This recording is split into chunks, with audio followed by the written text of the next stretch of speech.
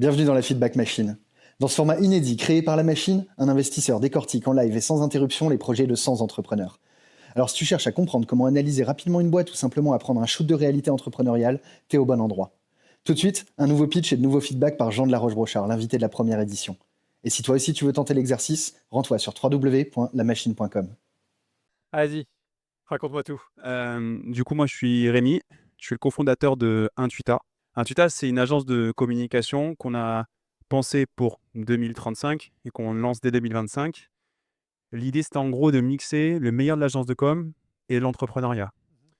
On a structuré l'entreprise autour de 3 expertises: du conseil pour impacter les marques et les transformer, de la créa et de l'intelligence tech. Une tech qui est accessible et qui est une tech d'aujourd'hui. Par exemple, on a déployé une plateforme qui permet à nos clients de suivre en temps réel leurs projets, leur consommation de l'agence, les outils qu'on propose et même nos partenaires. Ok. Le modèle d'Intuita, on le propose à l'abonnement, au mois et sans engagement pour les clients. Un petit peu comme Netflix ou comme Free, pour le coup. Aujourd'hui, on a 3 clients qui sont passés à l'abonnement et depuis 6 mois, Intuita, c'est 18 clients actifs, 300 000 € de chiffre d'affaires pour 62% de marge brute. C'est qui ton client typique? Mon client typique, ça va être soit la grosse PME ou l'ETI, voire le grand groupe. Aujourd'hui, on a des grands groupes qui nous accompagnent aussi. Ok. Et L'idée étant de pouvoir aussi les transformer. Parce que ça, c'est pourquoi ils passent par toi? Ils font quoi concrètement? parce qu'en fait, chez Intuita, aujourd'hui, on a le nom d'agence de communication, mais on veut casser le modèle. En gros, on se voit plus comme des accélérateurs, des créateurs et surtout des optimisateurs de marque. En fait, comment est-ce qu'on fonctionne? Aujourd'hui, on a une équipe agile Ouais. avec un crew d'agents IA qui nous accompagne. Ok. Et nous, en gros, on bosse uniquement sur la valeur ajoutée avec nos clients. On a une Intuiteam, ce qui est un petit peu un label de créateurs, entrepreneurs qui nous accompagnent sur les projets. Et on a une fabrique digitale qui nous permet de produire les campagnes et surtout des outils, des POC pour nos clients. Pourquoi je dis ça? Pourquoi je parle d'optimiser les marques? Parce qu'en fait, on est au contact aujourd'hui de groupes, d'équipes, de clients qui, dans la manière de travailler, ont des gros pain points. Et en fait, nous, notre conviction, Attends, j'ai toujours pas bien compris ce que je leur fournissais, hein. alors on a justement une approche agent de communication, entre guillemets, classique, mais à l'abonnement, où ils Et peuvent sortir quand ils veulent, ouais, pour tu le leur coup. donnes quoi? On fait de la campagne, de l'activation, de l'acquisition client. Ok. Et à côté de ça, comme on est au contact des équipes, Ok. on leur propose des POC et des outils qui aujourd'hui se déploient pour eux et qui leur permet en fait de se transformer et d'optimiser leur temps de travail. Aujourd'hui, par exemple, on a un premier exemple, Ouais, donne-moi un exemple on concret. travaille sur un diagnostic IA. Tu connais le principe du DPE quand tu construis une maison, Ok. tu fais un diag DPE.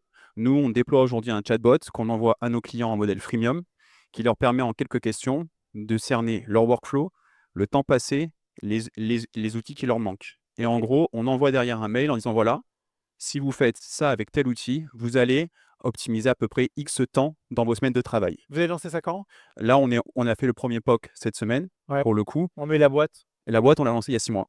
Ok. Et là, tu fais combien de chiffres, tu m'as dit déjà? On fait 300 000 Ok, de sur le chiffre premier d'affaires semestre, du coup. sur le premier semestre. Et avec 65% de marge brute. 62. 62. Ok.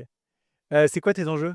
Mon enjeu, et c'est pourquoi je suis là, c'est en fait, déjà, je voudrais avoir ton conseil sur comment est-ce qu'on arrive, du point de vue modèle agence de communication, à amener de la scalabilité, parce que c'est un modèle qui repose beaucoup sur l'humain, et est-ce que c'est possible? Et l'autre question, c'est justement sur cette capacité à produire des outils clients. Et notre ambition, c'est aussi de les mettre en marché, et aussi demain, pour que ce soit des SaaS, et ça nous amène un petit peu de la récurrence. C'est un des gros sujets d'agence aujourd'hui, c'est que tu n'as pas de récurrence.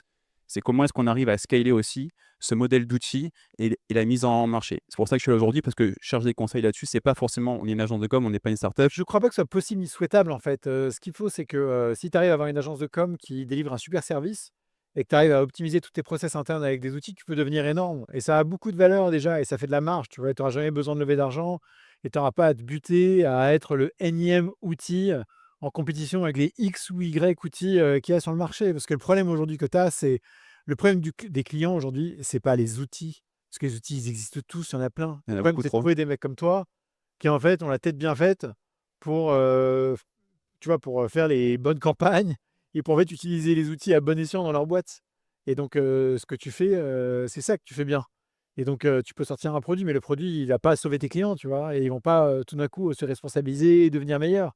Alors que toi, dans ton métier au quotidien, c'est justement de les aider à performer. Mais si demain tu leur dis: «Ah, je t'aide à performer et puis, plus ça va, plus je vais te donner d'outils et moins je vais être là», en fait, ça va être ils vont pas être plus intelligents, quoi. Moi, je serais toi, je continuerai à être hyper optimisé en interne pour continuer de grossir sur mon service, pour devenir gros. Continuer de faire du diag pour pouvoir leur fournir des outils pour améliorer leur workflow au quotidien, pourquoi pas, mais encore, je ne sais même pas quelle est vraiment la valeur que tu vas en tirer.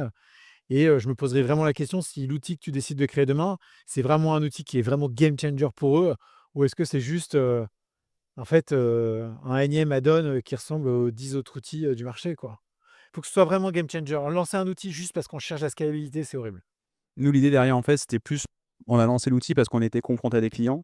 Ils nous ont demandé d'implémenter déjà les outils qu'on utilise dans leur service, déjà. Et en gros, cet outil, nous, derrière, il nous permettrait de, comment dire, d'implémenter, d'industrialiser, entre guillemets, le fait d'implémenter l'IA sur les boîtes. Ouais, mais tu vois, sur les clients qui te le demandent, et là, il faut qu'on s'arrête. Sur les clients qui te le demandent, regarde s'ils utilisent vraiment l'outil, c'est même pas sûr.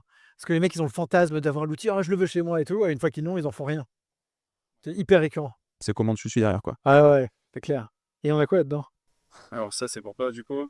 On a fait une petite campagne de merch récemment. Donc, je crois que t'es à Londres, mais Ouais, je suis à Londres. une paire de chaussettes. Et ça, c'est une phrase que j'utilise souvent. Je te la donne parce que j'étais un grand sportif et je pense que dans le business, ça compte aussi. Tu m'étonnes, tu essaies de continuer à respirer. Moi, aujourd'hui, je suis dans le Merci, Espérer, t'as un numéro sous les gens. trop sympa. Merci. Salut. On espère que ce format t'a plu. N'hésite pas à liker, partager et surtout à t'abonner au compte de la machine pour ne rien rater de nos prochains contenus.